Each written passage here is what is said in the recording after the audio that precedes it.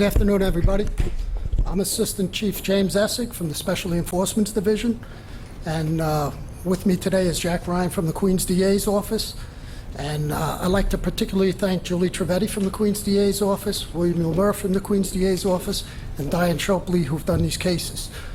We have done numerous cases with the Queens DA's office before, and we have a great working relationship with them, and this case culminates in another one that we've done with them. Before turning over to Inspector Richie Green, I just want to say that these type of cases, narrowly focusing in on violent gun offenders, is what must be done to reduce shootings and violent acts within the city. Since inception in 2016, the Gun Violence Suppression Division has greatly contributed to the reduction of violence within this city through numerous cases in every borough. And in order to keep the reduction down, we must continue to do these cases.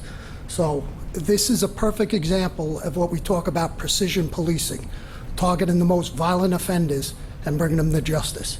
With that, I'd like to turn it over to the commanding officer of the Gun Violence Suppression Division to talk about the case, Inspector Richie Green. Thank you, Chief. Thanks, Chief. Good afternoon, everyone. And again, I am Inspector Richie Green, Commanding Officer of the Gun Violence Suppression Division. I'm here today with my colleagues from Queens County District Attorney's Office to announce the arrest of 12 members of the Henderson, New York crew, a subset of the Bloods gang operating in Jamaica, Queens. But before I continue, I'd like to introduce and commend the members of the gun violence team, including to my right, Captain Thomas Pasolo, Lieutenant Billy Buchanan, Sergeants Ben Nelson and Dan Nicoletti, and last but far from least, case detectives Jeremy DeMarco and John McHugh. Also around the room are many of the detectives that supported this investigation on a daily basis with hours of tireless investigative work. So these diligent investigators worked lockstep with their partners from Queens County District Attorney's Office to pour through mountains of evidence to develop the successful prosecution we see here today.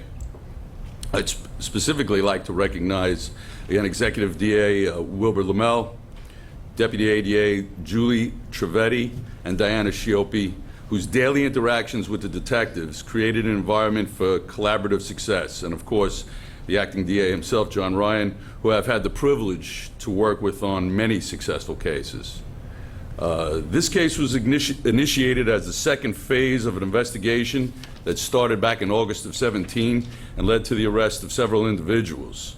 The individuals were charged in a multi-count indictment that included narcotics and firearms distribution and possession.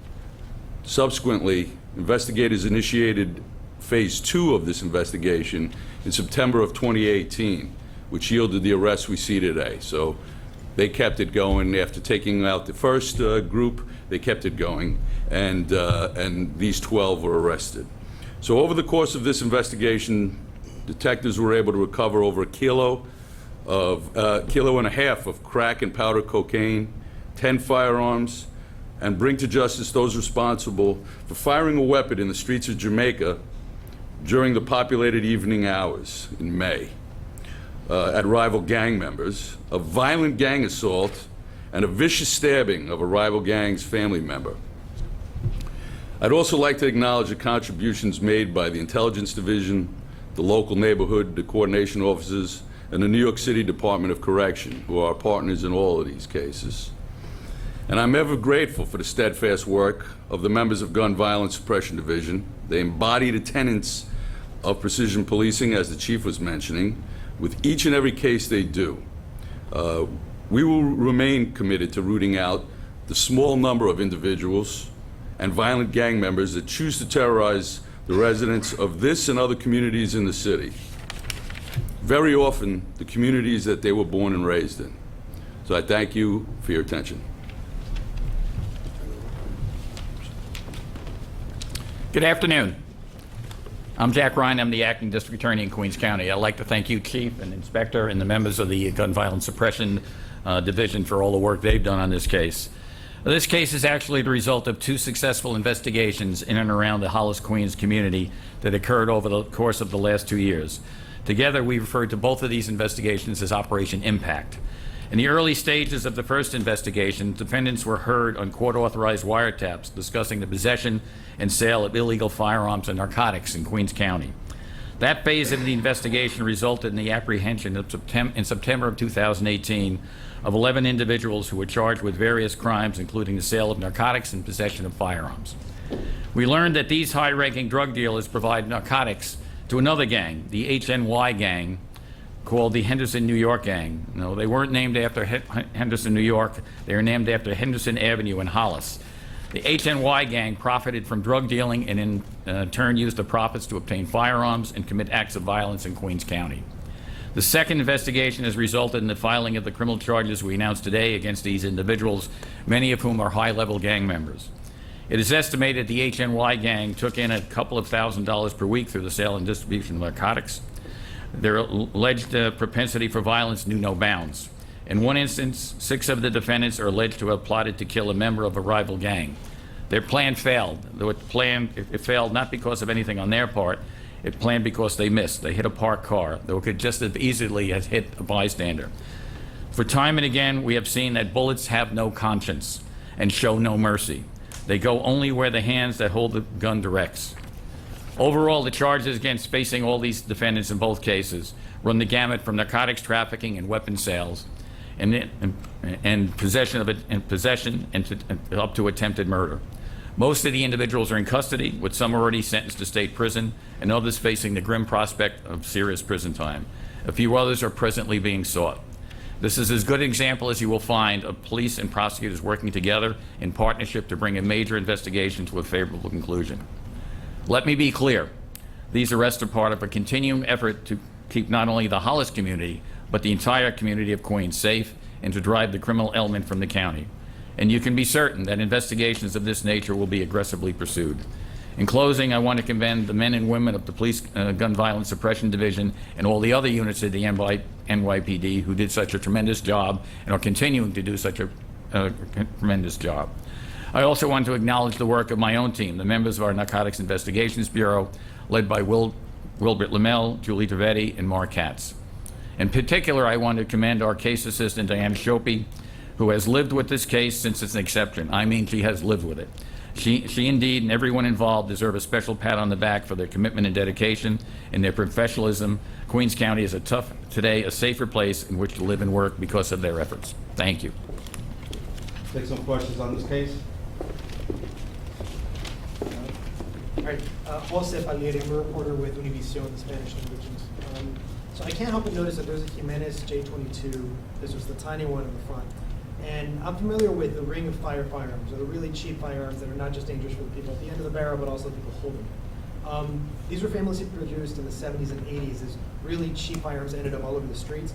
And I know that they've got an incredibly long shelf life. Here we are decades later seeing it. I want to know if anybody can talk about the longevity of guns that hit our streets and they just keep circulating and stay out there. Thank you for that question. Yeah, you know, during the course of these investigations and the recovery of so many weapons during the course, we did notice a transition from weapons that you were speaking of. I guess back when I was young, we called them the Saturday night special type of weapons, to a much higher quality weapon, partially due to the fact that these weapons are being brought up through the iron pipeline very often.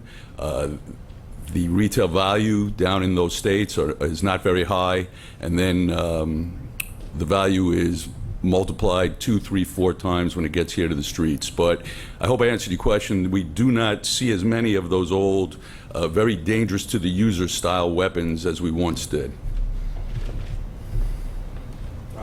Yeah, could someone sort of give us an overview of HMY? How long have they been around? What's their territory? How many people are in the group? In and around the Jamaica and Hollis area. You want to step up, Jim? They're in and around the Hollis and Jamaica, Queens area. Maybe 20 to 30 members, maybe more. And it doesn't sound like they make a lot of money, right? A couple of thousand a week, divided among them. So is the violence an attempt by them to expand their territory, expand their domain, their strength, etc.? Like many of the other crews, and they make a decent amount of money peddling narcotics in the streets of Hollis and Jamaica.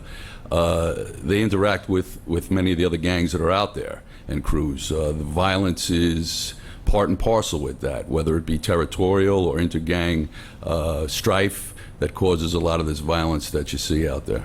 And what's the origin of it? I mean, they're a subset of the Bloods, right? So when did authorities first start noticing them? When did they pop up?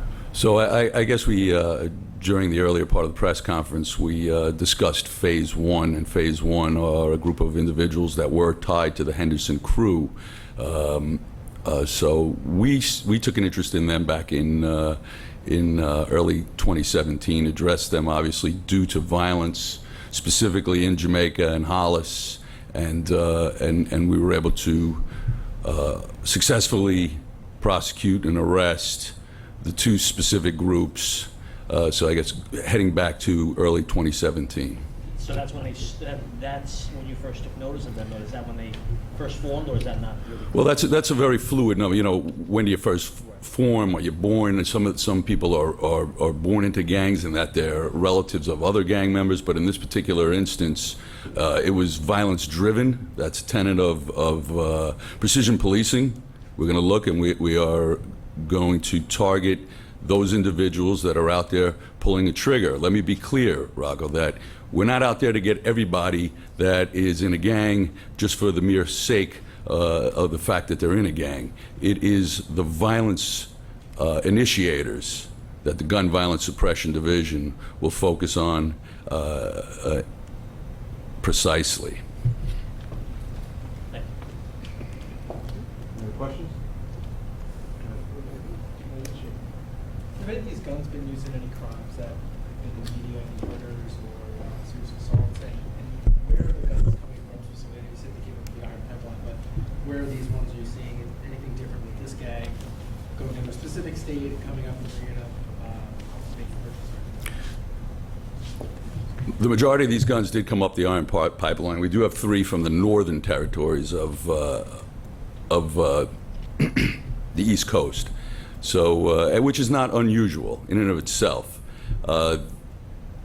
The firearms themselves are still part of an ongoing and larger investigation. So, to speak right now about violence that they've been involved in, that's still part of an ongoing investigation. Can we get a sense of how this operation fits into the greater context of the mission of your unit? Because I'm interested in understanding how this particular operation fits in your mission, but also how it compares to previous seizures, how it fits in the last few years, if it's changed. I'm looking for context. The Gun Violence Suppression Division is 3 years, just a little over 3 years old, and it was born on that belief of precision policing to go right after those that are committing the most heinous acts of violence. And part and parcel with that is the revenue suppliers, whether it be narcotics, whether it be firearms, and the tools of the trade, which are firearms. So I think this particular case is a stellar example of what we do. And we can't do it ourselves. We must have that unbelievable working relationship with the District Attorney's Office, and there is no greater partnership than with Queens. You know, we enjoy a great partnership with all of our New York City DAs and our federal prosecutors as well. Were all these guns for sale, or were some of them for sale and some of them belonged to the gang that would be used in violence? How does it break down? Again, the firearms themselves are still part of an ongoing investigation, but they were both in this instance. Rocco, you have something? Mr. Ryan, actually, just off topic, with the arrest yesterday of Angelina Guarini, can you speak broadly about fentanyl in Queens, how much of an issue it is, let's say, compared to the other boroughs, and then is there anything you would say specifically about that case, whether there'll be a state component to it as well? So I'm not going into anything other than the case, than this case itself. But in terms of opioid and the drugs that they had, they can speak on that. So, just for clarity, the main business of this gang was selling drugs also selling weapons, or what, you know, I'm a little bit misty on this. Yes, this gang was involved in both, the selling of weapons and narcotics, the narcotics trade, both heroin and cocaine and crack cocaine. Any sense of how much they had sold over time, or do you have any sense of that, or how many weapons might have been sold? Well, I guess it's a good indicator that during this short investigation, we were able to recover over 1.5 kilos of cocaine base. All right, that's it? All right, thank you, folks.